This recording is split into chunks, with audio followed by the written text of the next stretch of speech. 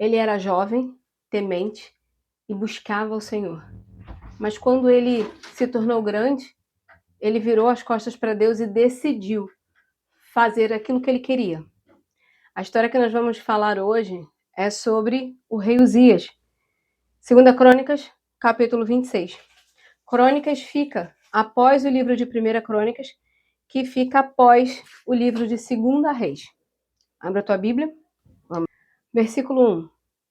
Então todo o povo tomou a Uzias, que tinha 16 anos, e o fizeram rei em lugar de Amazias, seu pai.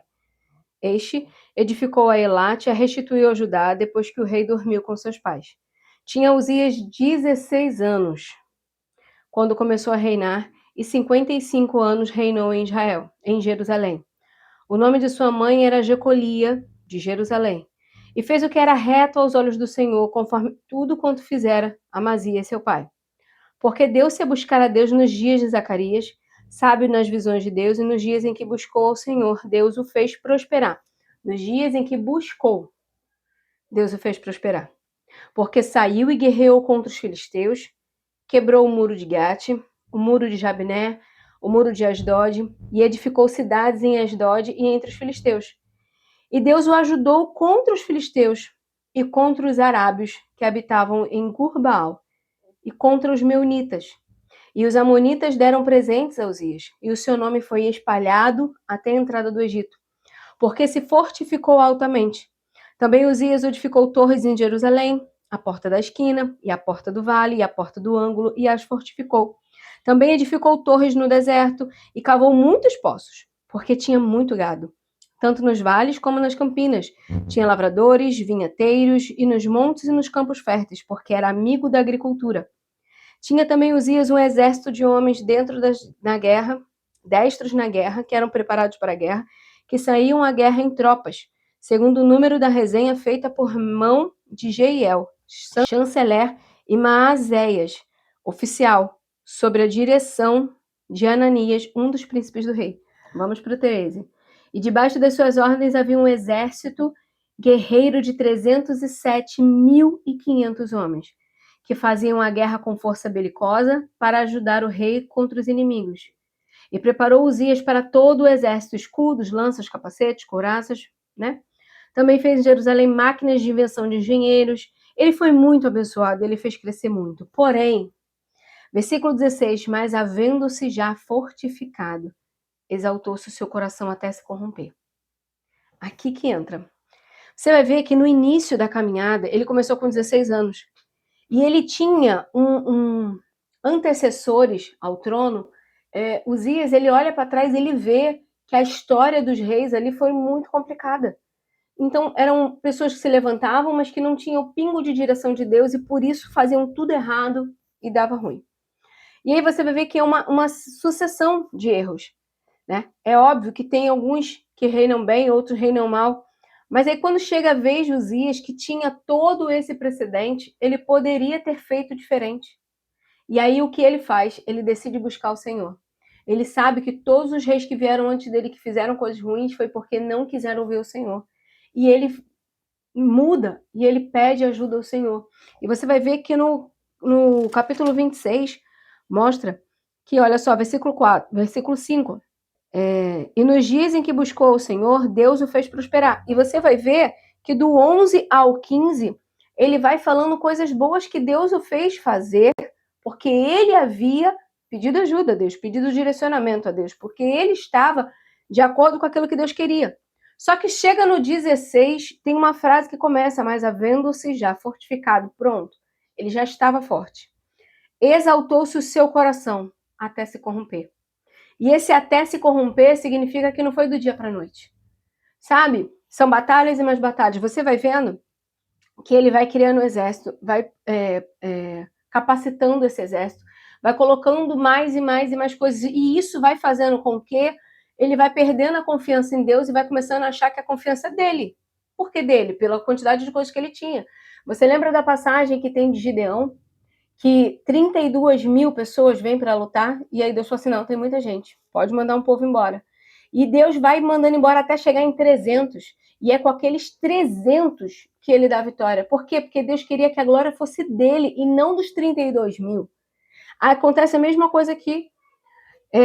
Uzias começa a se perder, começa a achar que a força estava no exército dele, a força estava na inteligência dele, a força estava na capacidade que ele tinha de crescer, de prosperar. E aí fala, e até se corromper. Ele transgrediu contra o Senhor, 16 ainda. Ele transgrediu contra o Senhor seu Deus, porque entrou no templo do Senhor para queimar incenso no altar do incenso. Ele não podia. Somente o sacerdote podia isso. Porém, o sacerdote Azarias entrou atrás dele com 80 sacerdotes do Senhor, homens valentes. Tu acha que esses 80 entraram à toa? Por quê? Porque Uzias já estava perdendo a noção do que estava fazendo. Ninguém começa no tudo, as pessoas começam progressivamente.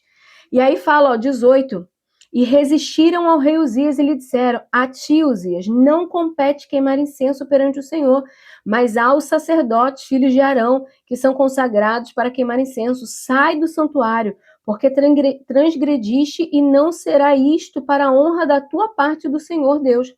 Então Uzias se indignou, ele ficou irritado por ter sido chamado a atenção, enquanto tinha o incensário na sua mão para queimar o incenso.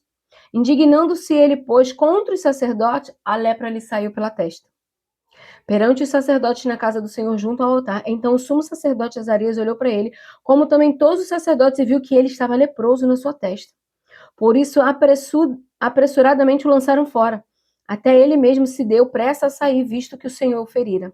Assim ficou o leproso rei Uzias até o dia da sua morte, morando por isso numa casa separada, porque foi excluído da casa do Senhor, e Jotão, seu filho, tinha o encargo da casa do rei, julgando o povo da terra. Quanto aos maus atos de Uzias, tanto os primeiros como os últimos profetas aí. Ok, aí eu te falo. Fez aquilo tudo, conseguiu muito dinheiro, um exército poderosíssimo, muitos e muitos bens. Para que agora? Fica leproso, não pode mais entrar na casa do Senhor, como leproso não pode ter mais contato com ninguém, é condenado ao resto dos seus dias a ficar excluído numa casa à parte.